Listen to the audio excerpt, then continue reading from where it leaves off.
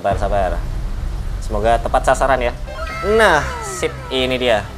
Oke, kalau kita lihat sekarang cananya ada di dalam galon 6 liter. Nah, inilah potret ketika cananya dimasukkan ke dalam galon 6 liter ya.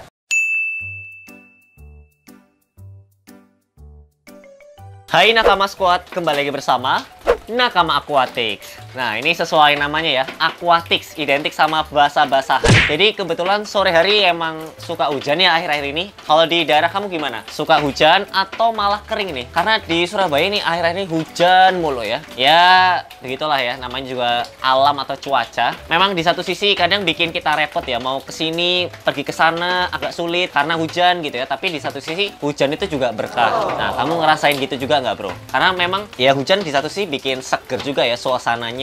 Dan by the way, sesuai judul, ini mungkin ada sesuatu yang lagi ramai ya di tengah derasnya hujan. Jadi kemarin di Instagram itu aku sempat ngeliat di akunnya Ancient Fishkeepers. Nah, nanti sekalian ditampilin sama editor aku. Jadi si Ancient Fishkeeper ini dia nge-repost dari postingan Polypterus Tank. Nah, ada apa dari postingan Polypterus Tank? Ini aku bacain ya. Dia bilang barusan nemu video di YouTube tentang progres Canamaru dalam galon. Wah, progres Canamaru dalam galon. Biasanya kan progres di akuarium gitu atau mungkin di kolam gitu ya, tapi ini di galon.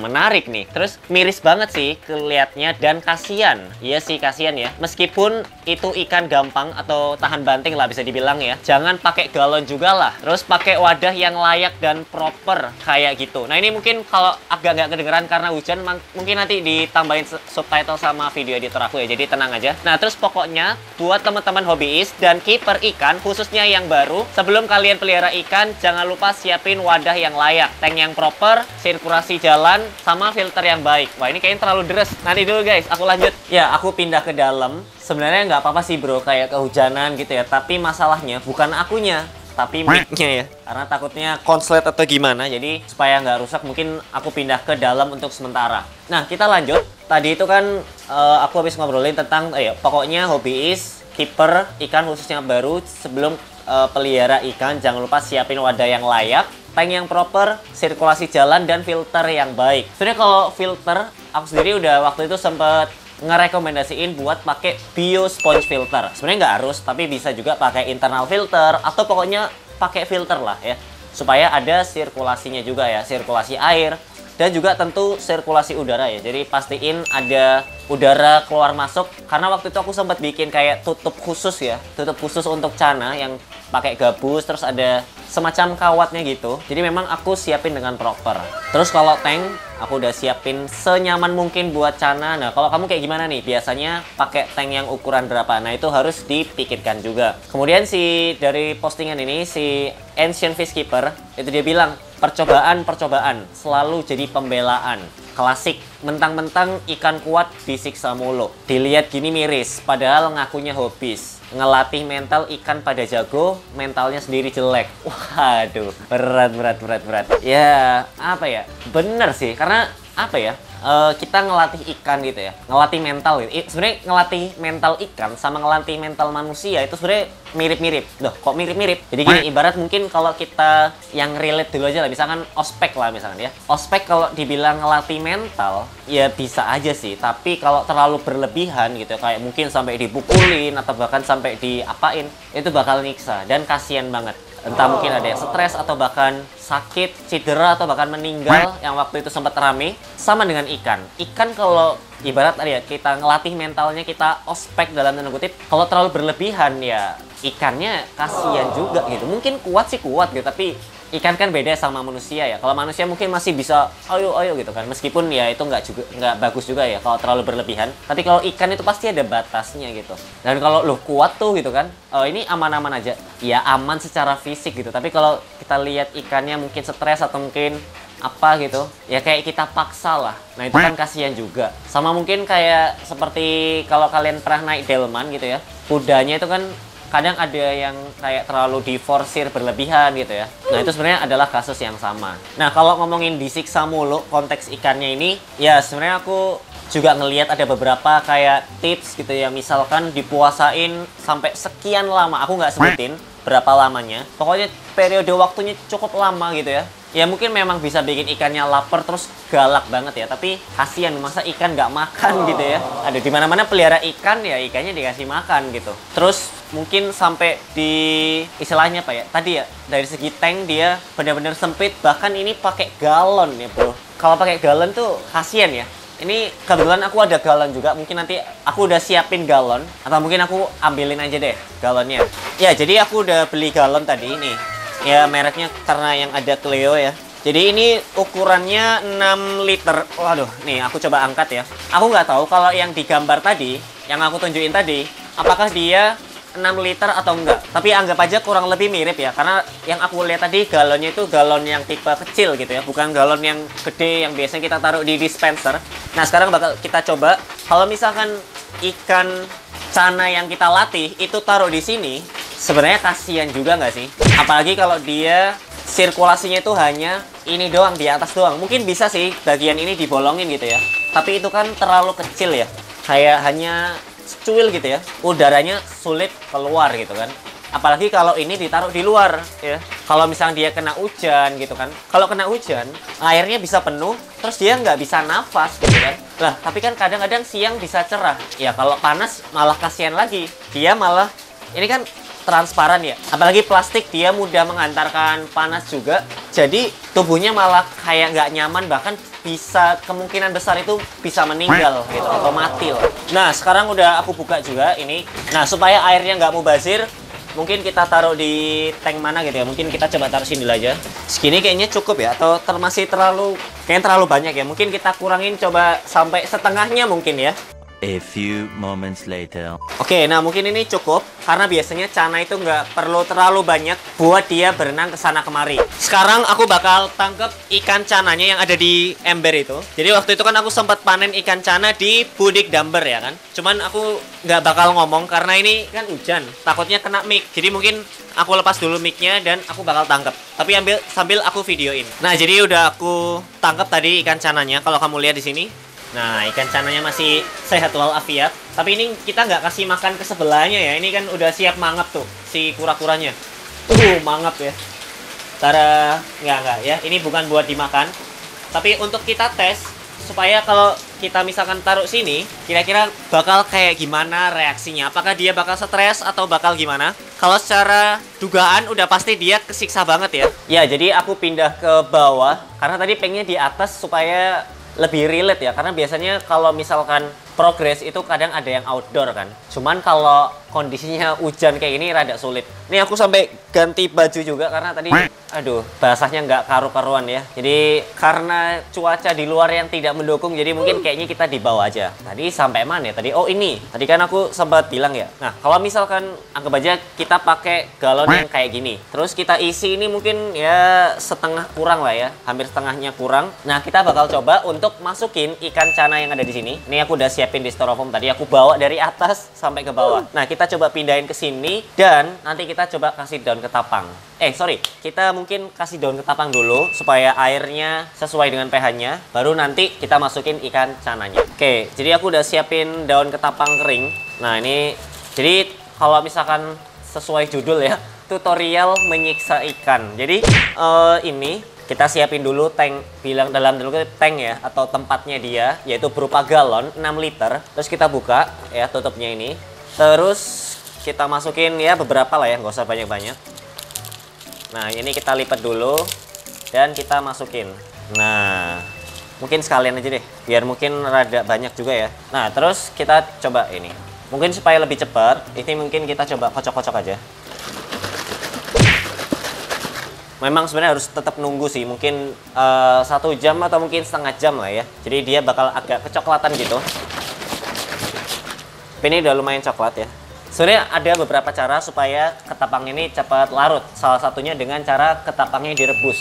Jadi ketapangnya direbus, kemudian airnya bisa dicampurkan di sini. Oke, karena ini udah lumayan coklat-coklat dikit kalau kita lihat. Meskipun memang belum sepenuhnya juga, kita bakal masukin. Nah ini part yang paling sulit ya, karena bolongan cuma segini. Sedangkan dia kayaknya agak licin ya. Kita coba aja deh. Ya kita coba tangkep ikannya. Kayaknya nggak bisa pakai jaring ya, kita harus pakai tangan. Cuman kalau pakai tangan doang ini pasti licin. Kita coba tangkepin dulu dari sininya. Oke. biarin dia tenang. Sebenarnya kalau berani aja, cuman pasti dia licin banget ya. Oke, ini kita coba arahkan itu kan. Begitu licin ya, begitu gesit dan suka meloncat. Sabar. Semoga tepat sasaran ya. Nah, sip, ini dia. Oke, kalau kita lihat sekarang cananya ada di dalam galon 6 liter. Nah, inilah potret ketika cananya dimasukkan ke dalam galon 6 liter ya. Bisa kamu lihat sendiri, ruang untuk si cananya berenang hampir kayaknya nggak ada ya. Paling muter-muter doang, kayak berotasi gitu doang ya, muter-muter. Tapi dia berenang ke kanan ke kiri itu sangat-sangat sulit ya, karena memang ya udah gini doang gitu kan, bulat. Beda dengan kayak gini. Nah, kalau kayak gini mungkin aku nyalain dulu deh. A few moments later. Nah, beda dengan cana yang kayak gini, dia masih bisa berenang ke kanan, tuh, coba. Nah, tuh, dia bisa berenang ke kanan atau ke kiri, tuh kan, bisa berenang-berenang. Beda kayak gini nih, ini dia kasihan banget, tuh, dia berenang, tuh kan, ini dia tuh, kan, paling muter-muter ke sini doang, nggak kemana-mana. Beda sama ini dia bisa ke kanan, ke kiri, atau mundur, ya kan, bukan mundur sih, maksudnya ke belakang lah ya, ke belakang, ke depan lagi, itu bisa. Apalagi ada kayak tempat sembunyinya gitu lah ya. Jadi memang di sini didesain menyerupai habitat aslinya. Nah, ya kan. Nah, jadi kayak gini. Kalau misalkan kita taruh di galon. Nah, kalau kita ngelihat dari galon yang ada di gambar, itu kan ada tutupnya tuh, warna biru kalau nggak salah ya, biru atau hijau gitu. Artinya ini ketutup, ya kan. Terus ini nafasnya gimana? Bisa aja dia dilubangin. Oke, dilubangin ya. Misalkan kita lubangin ini, nggak tahu bisa atau enggak ya. Kayaknya nggak sulit sih. Kayaknya nggak sulit, tapi kalau misalkan kamu bayangin seuprit doang ya, misalkan segini lah bolongannya ya, itu rada sulit gitu. Nah, kalau misalkan kita buka aja deh gitu kan, kayak ya udahlah bodo amat gitu kan. Misalkan kalau misalkan channel loncat gitu ya, atau mungkin pakai semacam ini. Kalau kamu lihat sini ada kawat ram ya kan, misalkan ininya dibolongin terus dikasih kawat ram gitu ya, jadi dia udaranya sebolongan ini, itu menurut aku ya tetap aja gitu pengap, karena volume dari akuariumnya ini kan segini ya kan, sedangkan diameter dari keluarnya itu cuman segini. Jadi bener-bener cuman berapa ya, 1, 2, 3, 4, 5, 6, 7, sekitar 1/7-nya lah, atau mungkin 1/8-nya. Dan itu antara air yang masuk, air yang keluar gitu, udara yang masuk dan udara yang keluar itu rada sulit juga gitu kan. Bayangin kamu ukurannya kecil deh, misalnya kamu ukurannya kecil kemudian masuk gitu ya, ya udah segini doang gitu kan, itu pasti rada pengap lah ya. Kalau kuat sih kuat ya, kalau misalkan kita ngelihat ikan cananya kuat-kuat aja, cuman kasihan juga gitu, tersiksa gitu. Ibarat kalau dulu itu misalkan ada orang gitu ya, kayak masuk kayak camp apa gitu, mungkin yang dulu pas zaman-zaman ya gitulah, zaman-zaman perang mungkin ya. Ya dia mungkin masih hidup sih hidup, tapi dia kayak disiksa, kayak dipecut atau diapa gitu ya, diapain lah pokoknya gitu ya. Pokoknya intinya disiksa. Nah, itu kan kasihan juga. Nah, terus ngasih makannya pun juga rada sulit ya. Misalkan kalau ininya segini doang ya. Contoh kita kasih makan pakai pakan dari premium insect. Nah, ini mungkin karena warna kuning, nah ini sesuai ya, Cana Maru.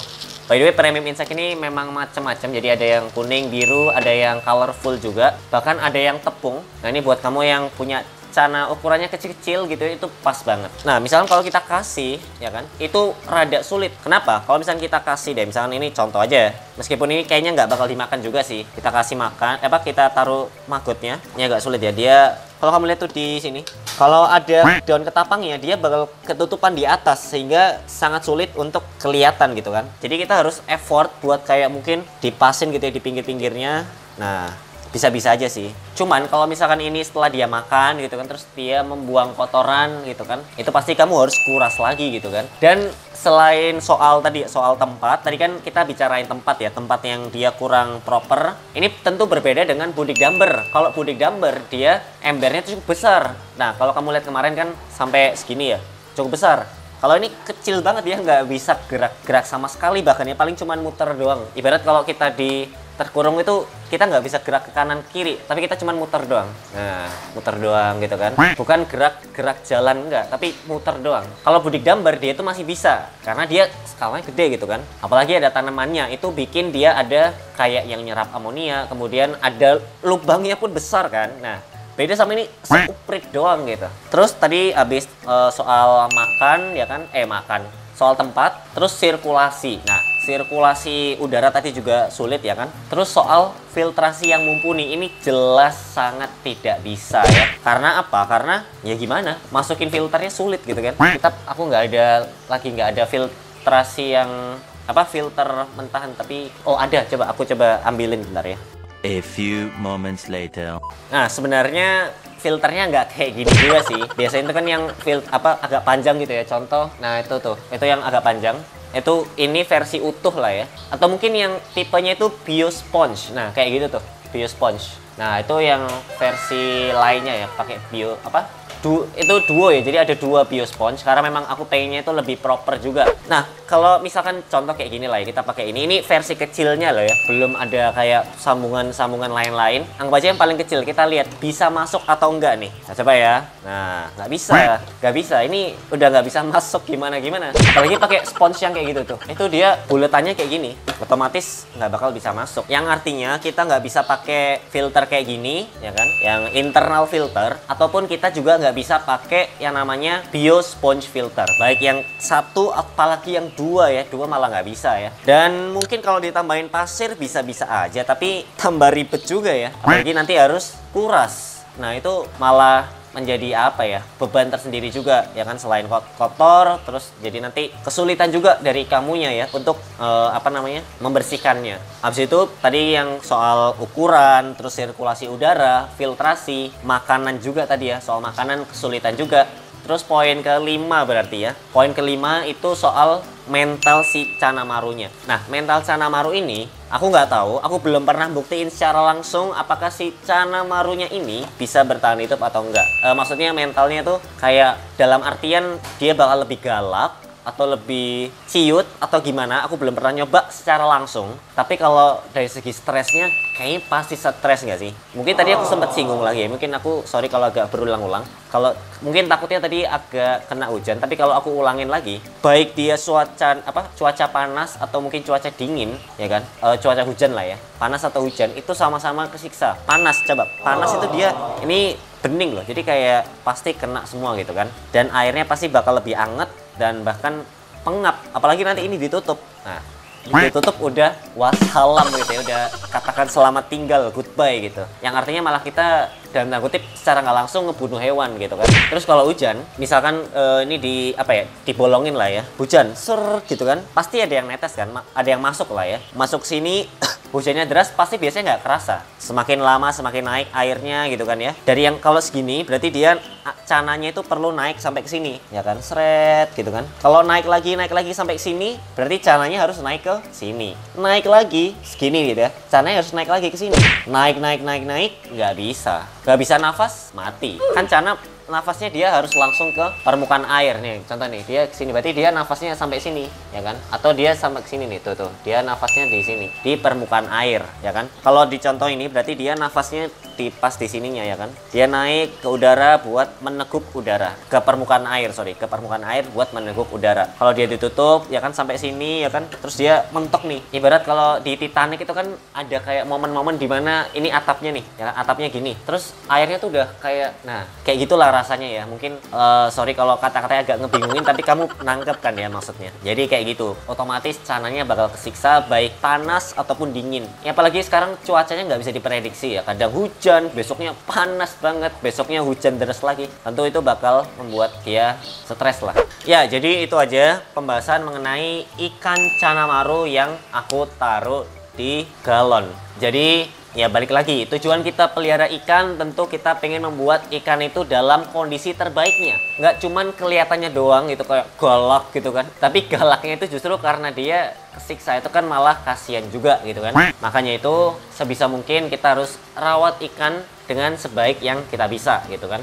Kalau ada tank segini ya kita cari ikan yang muat segini. Waktu itu aku ada Kanamaru yang ini juga di atas ya kan, nggak mungkin aku taruh sini karena dia pasti nggak bisa gerak, terus pasti dia bakal loncatnya ngawur gitu kan. Dan itu tadi pokoknya intinya ketika kita merawat ikan, yang pertama tadi ya, tank atau luas, nggak harus tank ya, pokoknya bisa apapun, bisa kolam, bisa bak apapun, bak fiber gitu ya, pokoknya apapun yang dia itu punya tempat yang leluasa gitu ya, bisa berenang ke sana kemari gitu ya. Itu yang pertama. Terus yang kedua adalah sirkulasi udaranya itu harus diperhatikan juga. Apalagi ikan kayak cana yang bernafasnya langsung ke permukaan air gitu. Jadi harus naik dulu gitu kan. Itu yang kedua. Terus yang ketiga, filtrasinya harus mumpuni juga gitu kan. Apakah harus mahal? Enggak harus mahal. Filtrasi itu bisa apapun ya, tergantung kebutuhan. Bisa tadi biosponge atau internal filter atau top filter atau apapun ya. Pokoknya sesuaikan dengan kebutuhan. Nah, kalau makan jelas ya, kita kasih makan yang terbaik, baik itu jenis pakannya ataupun intensitasnya. Jangan sampai intensitas kita ngasih makan sekian bulan sekali gitu. Ya mungkin hidup sih, tapi kayak aduh kesiksa banget. Kayak kita gini nih, kalau manusia itu kalau nggak salah dia bisa tahan makan 5 atau 7 hari gitu, aku lupa ya. Tapi masa kita ada teman gitu ya kayak, bro lu mau makan nggak gitu kan? Manusia kan tahan gitu kan 5 hari nggak makan. Yaudah lu jangan makan. Kan nggak mungkin juga kan. Karena pasti kelaparan banget, kasihan ya. Meskipun itu masih 2 hari nggak makan, tapi pasti lemes banget gitu kan, dan kesiksa. Udah paling itu aja. Kalau menurut kamu gimana? Apakah metode progres cana, ini aku belum ngomongin progres cana apakah kayak dia bekerja dengan baik atau enggak, karena aku jujur belum pernah nyoba itu sendiri. Tapi di sini kita lebih membahas bagaimana ini pengaruh ke kehidupan cana itu sendiri. Jadi yang kayak apa, basicnya lah. Sebelum dibikin bagus, paling nggak dibikin hidupnya itu nyaman dulu. Nah, kalau menurut kamu gimana? Apakah seperti ini tuh baik-baik aja atau malah nyiksa banget atau gimana? Tulis di kolom komentar. Ya udah, karena durasinya udah panjang juga, kayak udah ya sedikit-sedikit ngalur ngidul. Mungkin itu aja. Sampai jumpa di video-video Nakama Aquatic selanjutnya. Dah.